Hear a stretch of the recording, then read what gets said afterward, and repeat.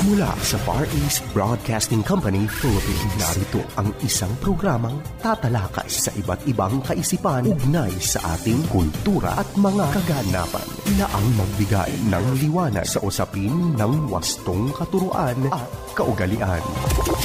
Kamalayan, kasama si Pastor Jebo Banzuelo.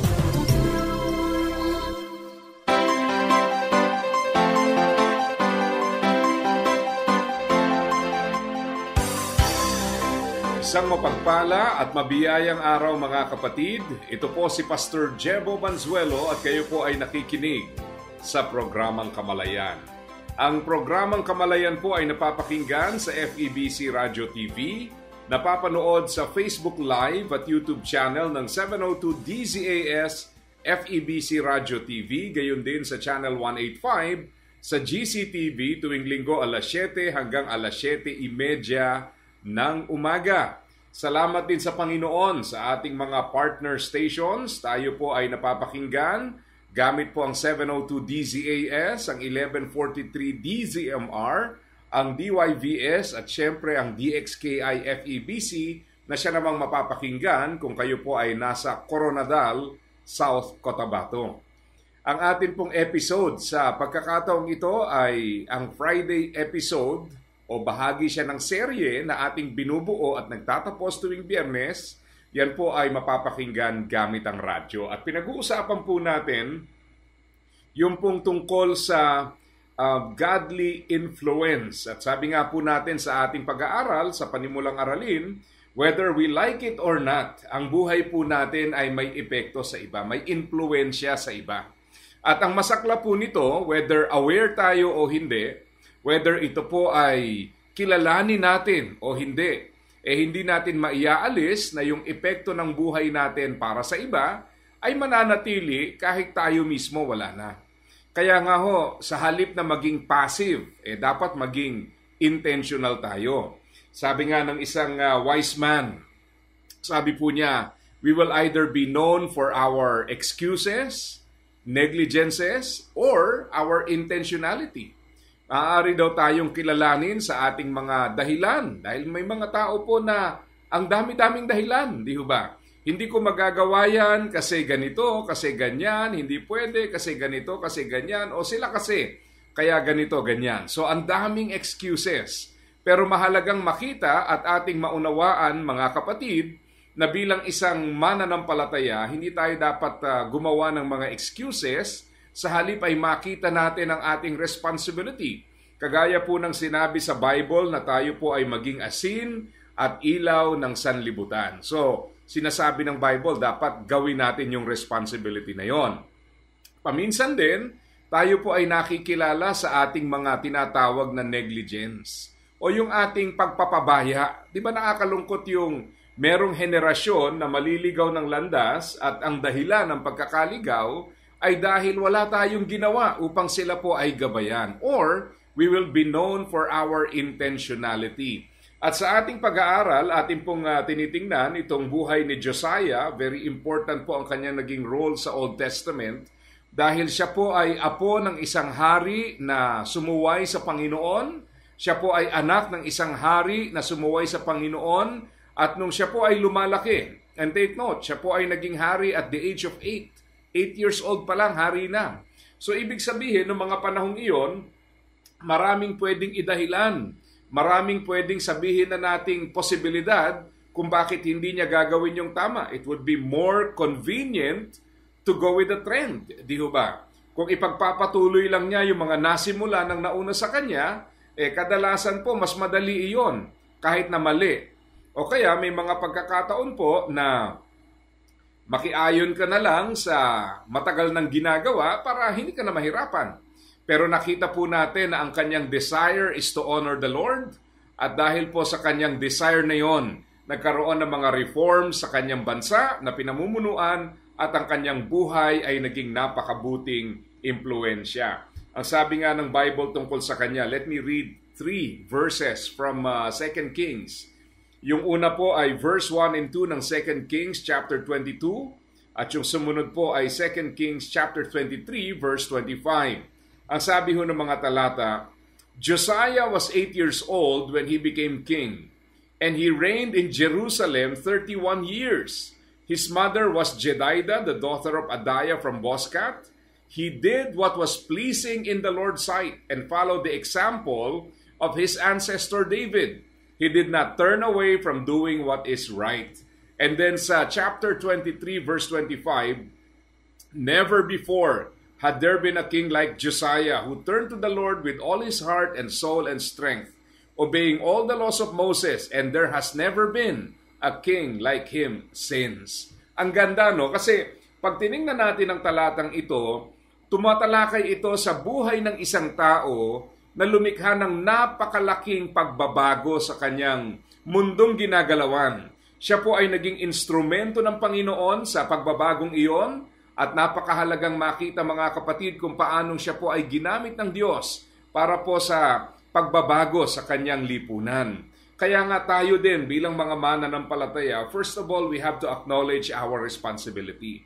Meron po tayong God-given responsibility na baguhin ang ating mundong ginagalawan. Kaya nga ang sabi ni Jesus, tayo po ay maging asin at ilaw ng sanlibutan. Nakakalungkot dahil ang panahon po natin ngayon ay panahon ng teknolohiya, panahon na kung saan ang communication po ay napakadali. Abay, isipin niyo ho, hindi naman ho ako ganun katanda, pero inabot ko pa ho yung mga panahon ng telegrama. Naalala niyo ba yun? Yung mga babayaran mo per letter doon sa maliit na papel para ipadala sa mga taong gusto mong kausapin. Naalala ko noon. Nakakatanggap ako dahil nagstay po ako sa Bicol for a while para po sa aking student ministry during seminary years. At naalala ko po noon na pag may communication ang mother ko sa akin, either through telephone, at kung hindi po available ang telephone, or hindi kami magkatagpo ng oras sa telepono, magpapadala ho yan ng sulat gamit po ang telegrama. At makikita mo yung papel na maiksi, no? Talagang nandun po ang bayad doon per letter. At ganun po ang communication noon, At nakakatawang isipin, pero ang layo-layo na ho ng panahon natin ngayon. Meron po akong kapatid sa Amerika na pagka kami po ay nag-family video call, sari-sari na. Meron po kaming family member na nasa Japan, meron sa Amerika, at ako po ay nasa Bulacan. Yung kapatid kong isa nasa Valenzuela, yung parents ko nasa ibang lugar din sa Valenzuela. Pero pag nag-video call po at lahat ay sumagot, abay, kahit hiwa-hiwala yan, parang akala mo nandyan kayong lahat. Parang nandyan lang, malalapit lang sa isa't isa. Pero ito po ang nakakalungkot. Sa kabila po ng advances sa communication, tingnan niyo po kung ano ang lumalaganap sa ating lipunan. Sa social media, meron tayong tinatawag na mga influencers na sila po ay sumisikat hindi dahil sa magagandang bagay, hindi natin nilalahat. Pero marami po ang sa pamamagitan ng kanilang mga content na yung iba ay hindi nakaaya-aya sa ating Panginoon, sila po ang nagdo-dominate sa mga pamamaraang ito. At malungkot sabihin, pero yan po ang reality. Now, if we allow these influences to continue, kung wala ho tayong intervention, kung wala tayong ihaharap na content na mainam para labanan ang ganitong klase ng content, at kung tayo po ay magpapaubaya na lamang sa kanilang mga ginagawa, ano hong mangyayari? Sabi nga ng isang author sa isang parenting training na aming ginagawa, sabi po ng author na iyon, sabi niya, what will happen if society will disciple your child? What will happen if you allow social media to disciple your child? Diba? Isipin mo yon. Kung sila po ay huhubugin, sasanayin, tuturuan, at ang kanilang input ay manggagaling lamang sa social media, sa mga content na ito, anong klaseng buhay? So, yung godly influence is much needed today. Kaya tingnan po natin paanong naging pagpapala itong si Josiah sa kanyang kapanahunan. Paano po? Well, ilang bagay po ang ating makikita sa kanya. At unawain natin ang mga bagay na ito. Una, Josiah shows the influence a person can have from a very young age. Bata siya, yes. He became king at 8 years old. Now, kung iisipin niyo po, sabihin siguro ng iba, siyempre pastor, hari siya. Hari siya, oo. Pero kung titingnan mo yung disadvantages ng buhay niya, marami din naman. Yung lolo niya, hindi sumunod sa Panginoon. Yung tatay niya, hindi sumunod sa Panginoon. So wag nating isipin na madali para sa taong ito na basta na lang i-turn around ang mga bagay at gawin ng tama. Nandun siya sa panahon na walang pagpapahalaga sa Diyos. Kaya nga nung matuklasan yung pong scroll na naglalaman ng kautusan ng Panginoon, nagrepent muna itong si Josiah and then nag-create po siya ng mga reforms sa kanyang bansang pinangungunahan. Ibig sabihin po, ganun nakasama yung kanilang panahon na lumaki siya na hindi na niya alam yung mga sinasabi at tinuturo ng Panginoon. Kaya nga po yung realization na yon ay napaka-importante. At kahit bata pa po siya nung nagsimula siya maghari, in fact, we can consider him as still very young hanggang sa panahon ng kamatayan kasi siya po ay naghari age 8, 31 years po siya naghari. So basically, 39 years old nung siya po ay namatay. Sapagat eventually siya po ay napatay. Ngayon, ang point ko po rito mga kapatid, bata pa rin kahit sa kanyang kamatayan. Pero ang bottom line, he was able to make significant reforms na nakapagbibigay ng kaluguran sa Panginoon. Second, Josiah lived a life fully committed and obedient to God and he was blessed for it. Makikita po natin na ang motivating factor ng taong ito ay yung kanyang paghahangad na ang Diyos ay maluwalhati sa kanyang buhay. Pag sinabi ho natin kasing godly or godly influence, ang ibig sabihin ng salitang godly is conformity to God's wishes. So, hindi ito nasusukat ng kaalaman lamang ng isang tao. Ito po ay nasusukat ng pagtalima ng isang tao sa nais ng Diyos. So, ibig sabihin, hindi lang siya knowledgeable about the Word of God, siya po ay merong desire at merong aktual na pagkilos so that he will actually conform to the Word of God. At yan po ang makikita natin kay Josiah. And then thirdly, Josiah properly responded to God's Word. Nung ma-realize po niya ang pagkukulang nila sa Panginoon, nandoon po ang agarang pagbabago para ituwid ang pagkukulang na ito at naroon ang agarang pagkilos para gawin ang nararapat upang ang bagay na mali ay maituwid. Ang dami ho niyang reforms na ginawa kung tutuusin. Inalis ang mga Diyos-Diyosan, inalis niya yung mga sambahan sa Diyos-Diyosan, nilinis niya ang templo, ni-reinstate yung mga priest, ibinalik po niya yung celebration ng Passover at yung mga bagay na may kinalaman sa Diyos ay binalik niya pong lahat sa pagnanais na ang Diyos po ay kanyang maparangalan. So he properly responded to God's Word. So sa ating panahon ngayon, merong panawagan para sa ganitong klase ng tugon na tayo po ay lumikha ng pagbabago na siyang magiging impluensya sa buhay ng mga tao sa kasalukuyan at magiging pakinabang at gabay sa mga tao sa susunod pang henerasyon. Ito po ay kailangan natin. Ito po ay marapat nating gawin. And number 4, a lot of healing change can happen in a short time. Makikita natin yan sa kanyang buhay. Yes, hindi ganun katagal ang naging buhay ng taong ito. But he was able to create healing change. Alam nyo, paminsan, marami tayong dahilan, marami tayong pagpapaliban, marami tayong naiisip na mga dahilan kung bakit hindi dapat gawin ang isang bagay, hindi dapat lumikha ng mga changes.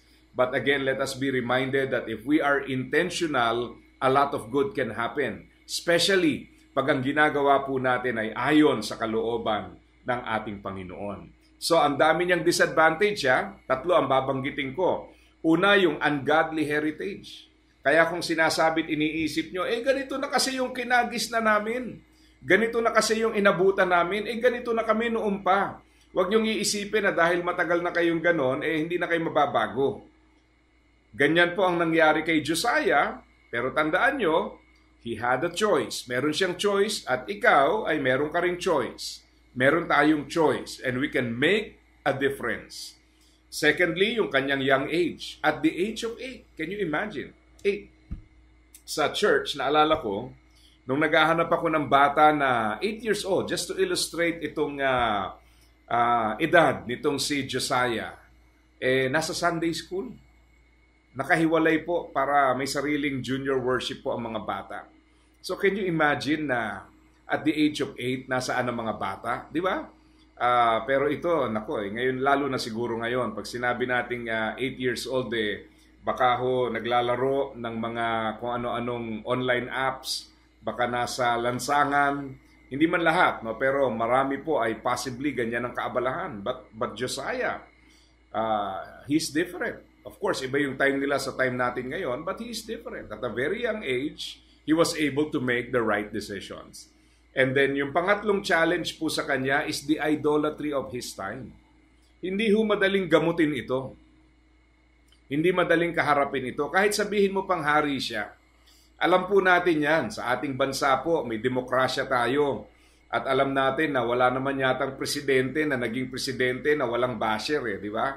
Kahit hindi pa ho uso yung mga online nung araw, lahat yan, may mga kumokontra dyan, may mga negatibong sinasabi tungkol sa kanila. At ganyan po ang leadership. When you are in a leadership position, marami pong masasabi, maraming magiging komento. And in the time of Josiah, idolatry was very prevalent. And yet, he was able to turn things around. Bakit po at paano? Ito po ang tatandaan natin. 3 mahalagang bagay if you want to have a godly influence. Number 1, you have to filter the past. Alam nyo, ang nakaraan, ang mga pagkukulang, pagkakamali, kinagisna na hindi tama sa nakaraan, ay hindi naman dapat maging kalakaran sa kasalukuyan at lalong hindi naman dapat maging bahagi pa ng future natin. Ang reason kung bakit yung mga pagkakamali ng nakaraan ay nagpapatuloy sa kasalukuyan at dumarating pa hanggang sa kinabukasan ay dahil sa ating pagtanggap sa mga ito, o kung hindi man natin tinanggap ay wala tayong tahasang pagtanggi sa mga ito. Kaya lumipas na ang panahon, paulit-ulit, pabalik-balik ang mga bagay na ito. Hanggat wala pong handang manindigan at baguhin ang sitwasyon, hindi po ito mababago. Madalas kong sinasabi sa mga tatay na aming tinitrain, and by the way, every Saturday, huwag niyong kalimutan yung ating programang PARE or Parenting and Relationship Enhancement. Pag may mga trainings po ako sa The World Needs a Father na siyang pinagbabasihan ng programang PARE, alam niyo, lagi ko sinasabi sa mga tatay, kung ngayon pa lang na nabubuhay ka, ganyan na, magulo na ang kalagayan, how much more pag nawala ka na? So isipin mo yon. Kung ngayon wala kang gagawin, sino aasahan mong babago sa sitwasyon? So napakahalaga po ng ating intervention, and one way to intervene is by filtering the past. Pag sinabi nating filtering the past, you identify ano po yung mga bagay na bahagi ng inyong family heritage na hindi po tama, maliwanag sa mga anak natin na bagamat naging bahagi ito ng buhay natin, pero hindi na natin to sinasang-ayunan, hindi natin gustong gawin, at hindi na natin gustong ipagpatuloy. Diyan na po nagtatapos sa atin. Meron po akong na-meet na isang speaker na gumamit ng illustration sa isang conference namin sa South Africa. Yung kanyang illustration ay tungkol sa babae na galing po sa isang long line of drunkards. No? Yung kanyang lahi mula po sa kanyang magulang, lolo ng kanyang tatay at lolo ng kanyang lolo, as far as she can remember, lahat po. Sa alinlahi po yan ay talagang mga manginginom. Sabi niya talagang lahat kami ganon. At sabi niya, kahit wala pa akong anak, alam ko na yun na ang tatahakin na landas ng aking anak dahil kung ano yung ninuno namin, yun din yung tatay ko, yun din ako. Pero alam mo, napakagandang ginawa niya. She filtered the past. At ang sabi niya, this ends with me. Sa akin na magtatapos to. Wala nang pagpapatuloy ito, dito na magwawakas ito. So siya po ay nagpa-rehab at pinagtagumpayan po niya yung rehab na yon para mabago ang kanyang sarili, para ang pagkakamaling iyon ay hindi na ho matanggapan ng kanyang magiging anak at ng susunod pang mga henerasyon. Filter the past. Pangalawa po, chart the future. Alam niyo, mahalaga ito kasi sa totoo lang, kung kayo po ay magulang, hindi niyo na po aabutin yung ilang mga taon ng buhay ng inyong anak.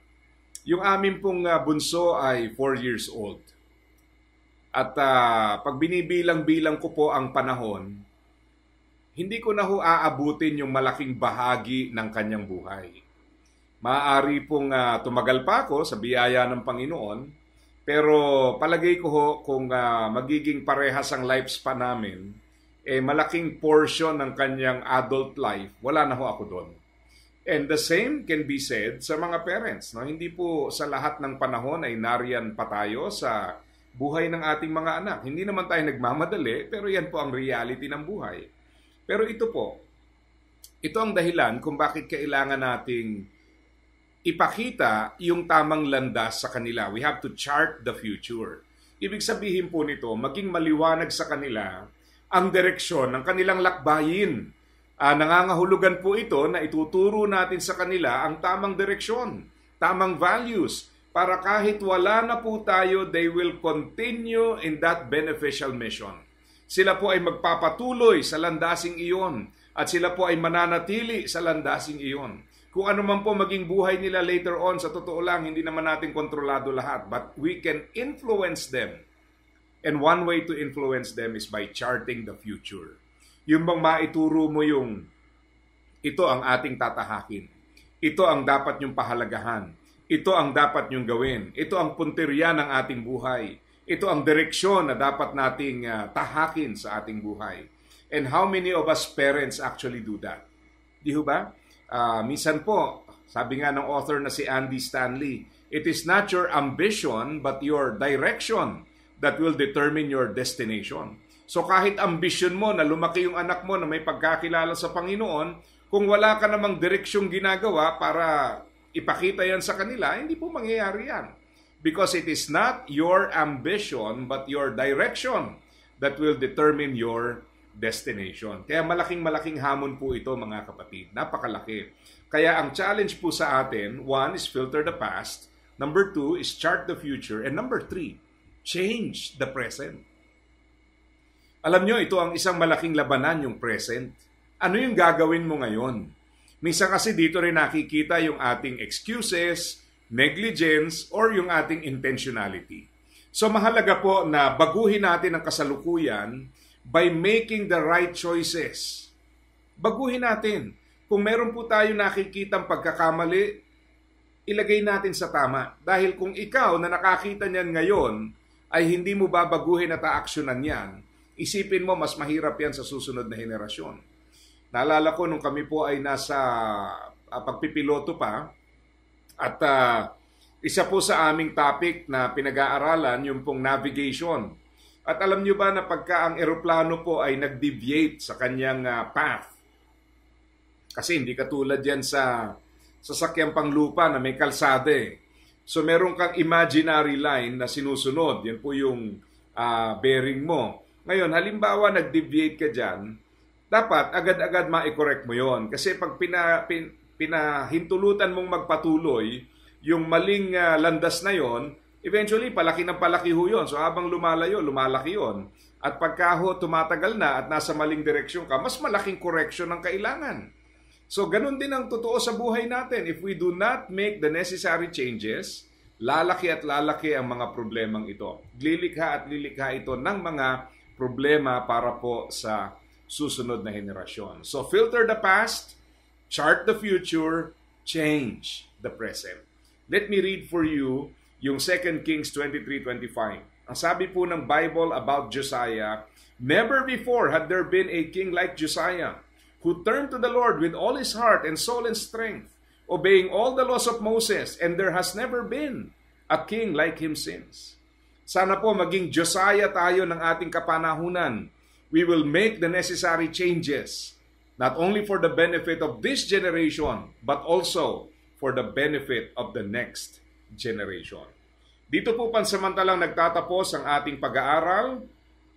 Muli, ito po ang programang Kamalayan na napapakinggan sa FEBC Radio TV, napapanood sa Facebook Live at YouTube channel ng 702 DZAS FEBC Radio TV, gayon din sa Channel 185 sa GCTV. Ito po ang inyong lingkod, Pastor Jebo Banzuelo, pansamantalang nagpapaalam at nagpapaalala sa bawat isa na ang buhay na ginagamit ng husto at wasto ay walang pagsisisi pagdating sa dulo. God bless po sa inyong lahat. Iyong napakinggan ang Kamalayan, Para sa iyong mga tanong, komento at suhestyon, mangyaring bumisita sa ating Facebook fanpage, Kamalayan FEBC, o mag-email sa kamalayan@dzas.febc.ph.